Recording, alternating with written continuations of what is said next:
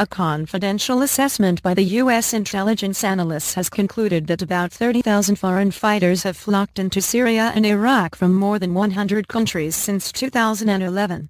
Most of them joined the ranks of Islamic State jihadists.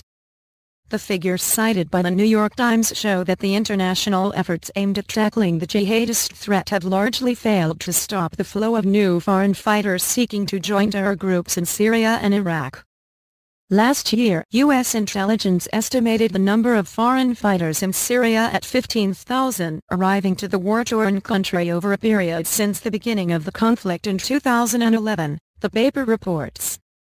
Now their number has practically doubled, and in a matter of just 1 year reached nearly 30,000 as of early autumn 2015, which means about 40 of them infiltrate into Syria on a daily basis.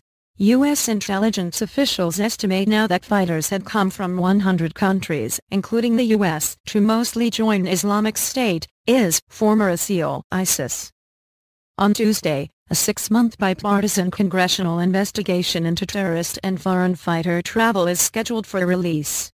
The document prepared by the House Homeland Security Committee maintains that despite concerted efforts to stem the flow, we have largely failed to stop Americans from traveling overseas to join jihadists.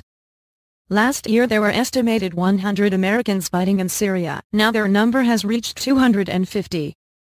The trend is still upward, the State Department's top counterterrorism official, Tina Scadano, said this month.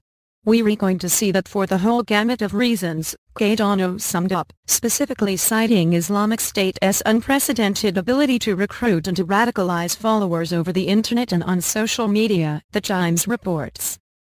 At the same time, Britain has contributed more fighters to ISIS, as more than 750 British citizens have infiltrated into Syria and Iraq to take part in terrorist-related activity, a 50% increase from last year's 500. France's Prime Minister Emmanuel Valls informed the French Parliament in September that up to 1,800 French citizens and residents are suspected to be involved in jihadist networks worldwide.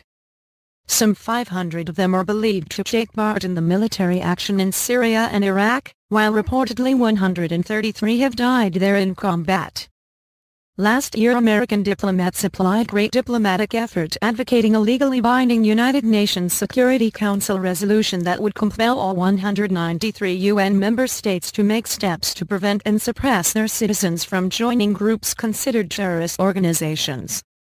Other U.S. efforts on the ground in Syria have also appeared to have yielded no results. Around 70 U.S.-trained Syrian rebel fighters allegedly surrendered a weapons stockpile to the extremist Jabhat al-Nusra group after crossing the Turkish border. There have been conflicting reports as to whether the recruits betrayed the U.S. or were captured.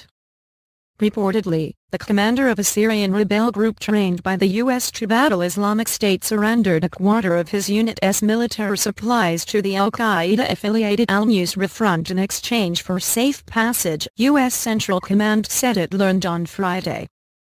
A year has passed since the U.S. formed an anti-Islamic State coalition that bombs terrorists' position and has reportedly killed some 10,000 jihadists, but Islamic State, former ISIL/ISIS, easily replenish its ranks at a pace of 1,000 a month.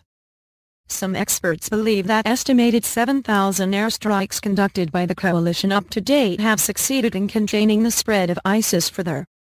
ISIS no longer has the momentum in its core territory of Syria and Iraq, the Times cited Peter Newman, director of the center and a professor of security studies at King's College.